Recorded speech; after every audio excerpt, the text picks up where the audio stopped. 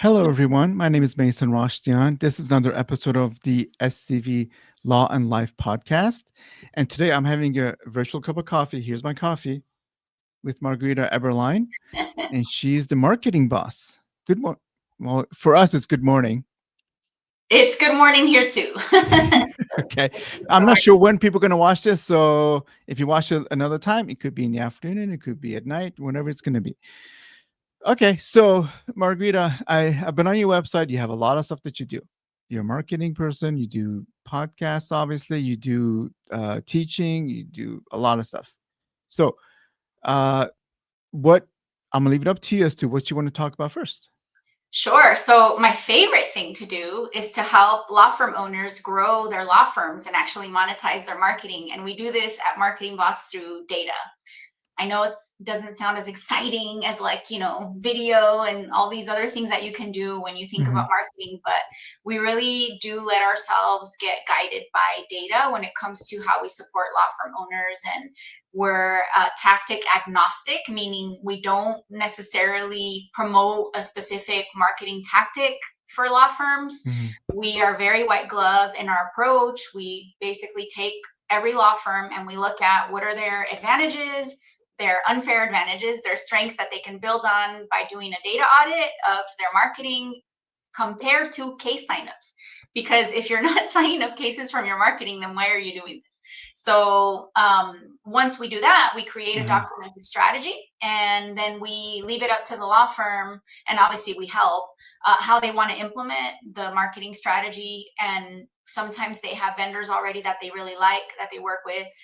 Sometimes we identify skill gaps in the strategy that we need to fill before we can implement it. So we'll either recommend somebody from our network or train people. This is why the educational piece on my website. We do a Hmm. lot of training, and then the other fun thing that we do is we do audits of the sales too, because I am a data geek and there's patterns Okay. of everything, and I identified KPIs that will become predictors of a sign up when you have a qualified lead on a call. So I came up with math around customer service, to say it a different way. And so I can provide my clients with a scorecard of their customer Okay. service to explain if we have a marketing issue or a sales issue, because sometimes those two get confused. So that's what we do at Marketing Bus. Got it. Do you only work with law firms? I do not only work with law firms, but I love working with law firms. And I'm Okay. known for my work with law firms. I will help anybody who is willing to make an investment in their business in marketing and that they want to do it in ways that are data driven. Okay. There are a lot of business owners out there that want to do marketing more for entertainment, things like that. And our value is really in making sure that you're monetizing your marketing. So Okay. So it sounds like you tailor what you do for every individual firm every client that you work with, right? Everyone's gonna be different. absolutely, because that's what law firms deserve. I feel like Okay. there's so many marketing vendors out there that try to convince law firms this is what you need because that's what they sell, right? And sometimes it is, but Mhm. sometimes it's not. Sometimes there's a minor gap that the vendor might not fill, and at the end of the day, no one's looking at that, and the law firm owners the ones that pays the price. The law firm owners are the ones that pay the price. Okay. So can you give me an example? What, let's just say on a smaller firm, what would I know everyone's gonna be different, but Yeah. what would you potentially recommend on a smaller firm versus the bigger firm? Sure. So I'll walk you through a Yeah. scenario, because and I'll walk you through the scenario not as a try this if you're this size, but to walk you through the thought process. Okay. Okay. So scenario is true story. Guy comes up to me and says, I don't have a law firm. I want to start a Mhm. law firm and I want to start off correctly. And I say, great. The first thing you need is a brand. You need to really identify who are you going to go after. And I'm not talking about case types, right? That's the Mhm. easy part. But what is the avatar, is what we call it in marketing, that you are uniquely equipped to help. So this is a divorce law firm. So he's like, I really want to work with men and, CEOs, men with assets. And so we then created a brand, kind of like Mhm. a bird to a flower, right? Where the brand matched the avatar, matched the target client. Okay. Colors, look and feel, photography, imagery. It was all created for this ideal client that we were going to go after. Then we looked at positioning the brand digitally, because I mean, digitally, like if you don't exist on digital, then, you know, it's kind of hard to have credibility and it's kind of hard to get found, right? So very basic website, because he didn't have millions of dollars for a marketing budget. So we're like, okay, Okay. build a simple WordPress website that you can build over time as your law firm grows. WordPress is great for SEO and Hmm. for providing you with the infrastructure so that as you create content, right, with whenever it makes sense, you're using that content to position yourself online for search. And then we talked about, okay, well, we've got to get the phone to ring. What's the easiest way to get the phone to ring on a really small budget? If you have a brand already, it's even easier. If your messaging is compelling, it's even easier. Well, digital ads. What do we all do when we're looking to solve a problem? If you're me, you go to Amazon to shop, or if you're everybody else, you go to Google, right? And you try to find a solution. Or nowadays, AI. Right. So we then go through this process of setting him up with a vendor that can put together a forecast. You put this much money in, you get this much money out. And Okay. then the last phase was, okay, the phone's ringing. Are we signing up those cases? Number one, are they qualified? If they're not qualified, we got to go back and tweak the targeting, tweak the messaging, tweak the strategy. And if they are qualified and we're not converting, we've got to work on sales. And that's really a Got it. simple, like Okay. very basic, just to walk you through the thought process. This same Yeah. method, thought process works with a multi-million-dollar marketing budget. When you're dealing with multi-million-dollar budgets, now Right. you're talking about, now I have a budget for TV, for billboards, right? Then you add the extra layer of brand recognition, brand awareness, and you want to keep your cost per case as low as possible. And comparing to the divorce law firm, right? They're probably going to spend more money online to get that person to trust them than if that same law firm was big enough to invest in billboards, TV, radio, because they don't have that established credibility. They're not being searched for by name as much.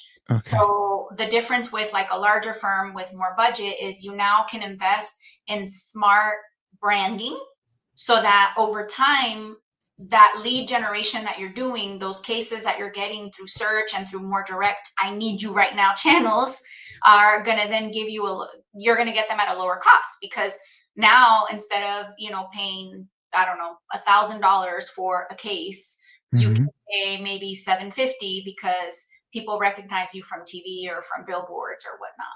But it's the same thought process. It's Got it. having the right brand, having the right messaging, having something that's sticky, that's relevant, that connects with your target client, and monetizing that with digital channels first. Like those are just more predictable, right? Hmm. I can do an analysis of month to month for over 6 months of a campaign, and I can predict what you're going to get the next 6 months. Like that's just math. You know, and with the branding, you do some experimenting, but you need to see that uptick in cases or that lowered cost per case over time. Otherwise, then it's not working. And sounds like you guys know how to measure the outcomes to make sure if it's working or not, because that's a really important way of Oh making sure yeah. something works. Yeah, Yeah. and I would love to share some tips because I'm very passionate about this. Okay. Because by the time law firms call me, especially if they've never had a CMO or any sort of like data analyst to help them, they have very poor tracking. So these are my best tips for tracking. If you can use something like CallRail or there's a bunch of different companies out there to at Hmm. least track phone calls, because for law firms it's super Hmm. important is to track where the phone calls are coming from. You can still have them directed to your cell phone, your landline, wherever, but you use these tracking numbers so that you know, oh, this is the number that I assigned to my billboard. So if I get a call from there, I know it came from my billboard. That's the thought Got it. process. So that's a super simple tracking method Okay. that even if you just started your firm yesterday, you can afford this. It's like $50 a month or something. And you can put tracking phone numbers on your website and you can see what did they search? What page did they go to? How long were they there? What happened during the phone call? You can listen to the recording. So like super basic Wow. tracking your phone calls. Anybody can do that. The other piece is making sure that you have in your law firm already a process for gathering the how did you hear about us? Because if I learned anything from Nielsen is you cannot trust what people say by itself. So if you can do passive tracking, that's ideal because I don't have to ask you if you came from my website. I could see because you called my website number. Right. But you still want to do that double check to get another layer of information. So for example, I might be auditing a law firm's phone Right. calls and I might notice that they got 10 calls from the website. But then when I listen to the phone call, I might hear the person say, my friend referred me. So now I know that part of what I can attribute the call Right. to is the website, but also the referral. Those two sources are working together.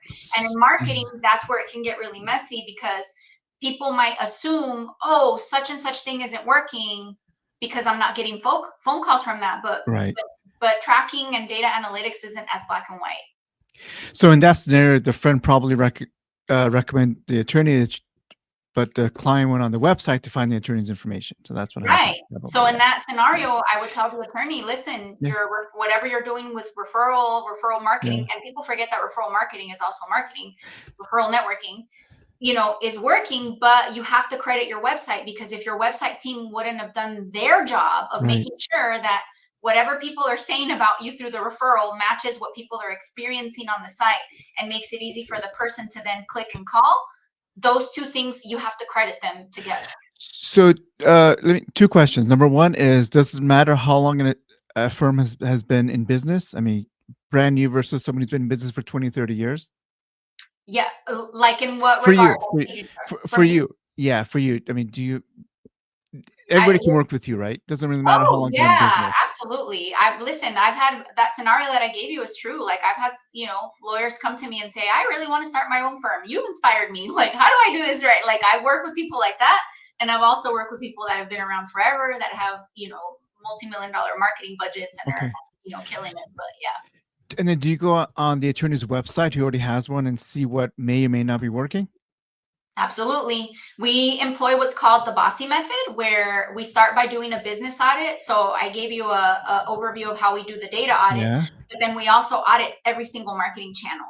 And we come up with a list of action items. And then if they already have a vendor, we might give it to the vendor like, hey, here are the things that we identified that you can improve. And by the way, we do it in a nice way. Like I know the word auditor is like, oh, scary. People think IRS audit. Like our vibe is, we want to help you grow and we want to fix your vendor's crown. Mhm. If your vendor didn't do such a great job, we'll let them know in the nicest possible way to empower them, to encourage them, not to like criticize them, make them feel bad so you can fire them. Like that's never our goal. As a matter of fact, we try to, as much as possible, preserve pre-existing vendor relationships in this Okay. audit process. Because many times, I'm going to speak some truth and love here. Many times vendors have these great ideas and they want to do certain things, but sometimes the law firm owners are like, oh, I don't like that. Don't do that. You know what I mean? And Right. then somebody Right. like us comes and says, well, you should be doing it like this. And the vendor will be like, we told them, like they didn't want to. And so then we'll come in and kind of mediate a little bit. So Got it. that does happen sometimes. All right. And how long have you been doing this? This as in marketing, I think since birth, but I've been doing it for over 25 years. Yeah, I started off like right out of school, really. With I had a really wonderful scholarship opportunity where I got to intern at NBC while I was going to Berkeley as an undergrad, and I started working in the TV space, and then went to film, Nielsen, all that fun stuff. So Wow. I've been doing this for a while. So Ah. Do you yeah. miss anything from the TV world that you may have worked on?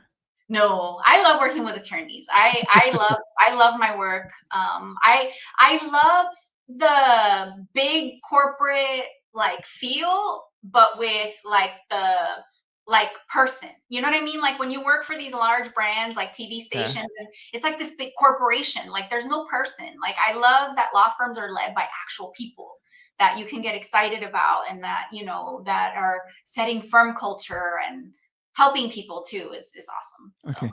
Do you also do some teaching? yes, I do a lot of Tell teaching. So tell me yeah, about that. so I have a lot of on-demand courses. Well, a handful of on-demand Okay. courses. So, and they're free, by the way. I used to actually monetize them, but now I'm like, you know what? I think they need to just be free. So thank you to the people that invested in the early days, because now we can make them free.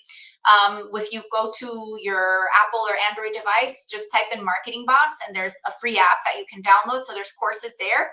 I have a course for business owners that teaches marketing to business owners. So, you know, deeper than what I just described, but like Right. I go into, this is how you should do a marketing plan. This is what you should look for to know if your marketing is working. I teach all of that for business owners. And then I also have Connect Convert, which is my law firm sales course on demand in my app as well. And then I get hired to teach at workshops, speaking engagements. I love doing all that. And then I mean, I teach every day. Right. So, yes. Yeah. And how do people get a hold of you? How do they find you? So my website, marketing-boss.com, and then social media. I'm on social media probably way more than I should be because it's fun. Ah, So your favorite social media, just look up Margarita Eberline or Marketing Boss. You'll see some of my content. But, okay. Are yeah. you on all the platforms, social Yep. media? Yeah, just about. I'm not as active on X anymore, but I'm still there. Yeah. I'm mostly on Facebook, Instagram, LinkedIn. Yeah. Okay. And Yeah, YouTube. I think I just started following you. So yeah, Yeah, yeah, I yeah. expect to see a lot more. Yeah, no, and I post a lot of stuff with my kids too, because you know it's just part of my personal Oh, I know. life, my personal brand too. So yeah. Okay, so tell us a little bit. How many kids you got? So I have 5 little boys. I'm proud of my Wow. 5 little boys. That I joke that they're the reason I'm an efficiency expert, because when you have 5 kids, you either learn how to do it efficient or it doesn't get done. Oh my God. Yes. What are their ages? So my oldest is 17 and my youngest is 4. And then I've got a 16-year-old, a soon to be 14, and then a soon to be 12. Okay. Okay. Well, I only have two. Well, I'm a Yeah. slacker, I guess. They're fun, they keep me young, and they teach me about all of, they're the ones that introduced me to TikTok, so back when it was new, so Yeah, it's yeah. funny. My son comes home every day. He's 20. He just turned 20. My daughter's gonna be 23 soon. Every day he talks about something else new as far as technology goes. It's like, oh yeah. Yeah, and they're actually on my payroll. They're employees of Marketing Boss, and they do digital audits every once in a while, and they help make content as well. So my son, Ah, Gabriel, I'm very proud of him. We have a client who does a lot of advertising, and he was able to actually find a couple of instances where his ads were hijacked and were being used by somebody else to generate leads for them. It was kind of like a little bait and switch situation. I was like, oh my yeah. God, great job, bud, because I have them checking, different platforms. So they do it, like that was a big win for him. I was like, you earned every penny just right now with this. Yeah. No, that's Yeah, great. For them to yeah. start out this young. Oh, absolutely. That's great. And they like it. Yeah, they're good Yeah. at it too. Yeah. All right. So one question I ask every guest I've had is if you could go back, tell your younger self something, an advice, what would you tell yourself? Ooh, I would say have a lot more fun. Because I think when I was younger, I was so serious and I was so focused, which I Yeah. mean, I don't regret that, but I feel like I could have probably accomplished a lot more if I would have just played more. I play a lot now. I play with data, I play with ideas, I play with possibilities, and I feel like that's just added so much to the value that I bring my clients. And I wish I would have exercised that muscle at a younger age, but I was too busy just, wanting to get an A and wanting to read the next book. And it was so much about achievements. Like, Hmm. if I could put it in a metaphor, this weekend I went hiking with one of my friends, and it was great to get to the top, but she pointed out that the best part was the actual journey. And, we hugged a tree and we did, like, we, so yeah, that's definitely something that I would tell my younger self. Got it. Do you read a lot of books still? Not anymore. Not anymore because I do a lot of audio, a lot of audiobooks, and I don't actually physically read as much as I would like. Got it. Do you have a Just favorite book? once. Do you have a favorite book you can recommend? Oh my gosh. Like a favorite book versus one I could recommend. I feel like they're two separate ones. I would Sure. recommend my book called Connect Convert. Okay. But one of my favorite books is Never Split the Difference. It's actually a book written by a terrorist negotiator. And I just found it very fascinating because it helped me really understand the psychology of people from the standpoint of emotion and really reading into what's going on with the other person and their subconscious more, which has been great, not just for business, but also for marketing, because marketing is very much about emotions. People think it's about logic and about pitching product and service benefits, but no, it's about creating emotions, creating an experience. So it's one of my favorite books. What was the name of the book again? Never Split the Difference. The author's last name is Voss. Got it. And your book, mine is Connect Convert. So yeah, and it's about law firm sales. Where can we find those? Amazon, Barnes and Noble. It's in all the major bookstores, and I think I still have a couple, in a warehouse here. If you want to order them from my website, I think we still have a few in stock. But yeah, it's I joke and I say that my book is called Connect Convert, not Convince Convert, because the premise of the way we teach sales at Marketing Boss is you've got to actually create a connection with the other person that builds authentic trust so that you can see if there's alignment. Whereas maybe other sales books are about how to get the person to buy, right? And in law firms, I don't think that works as well. It actually can, have the opposite effect when you try too hard to convince people and you're not paying attention to what's going on with them emotionally, and you're missing an opportunity to connect. Okay. All right. Do you have anything else you want to share with us?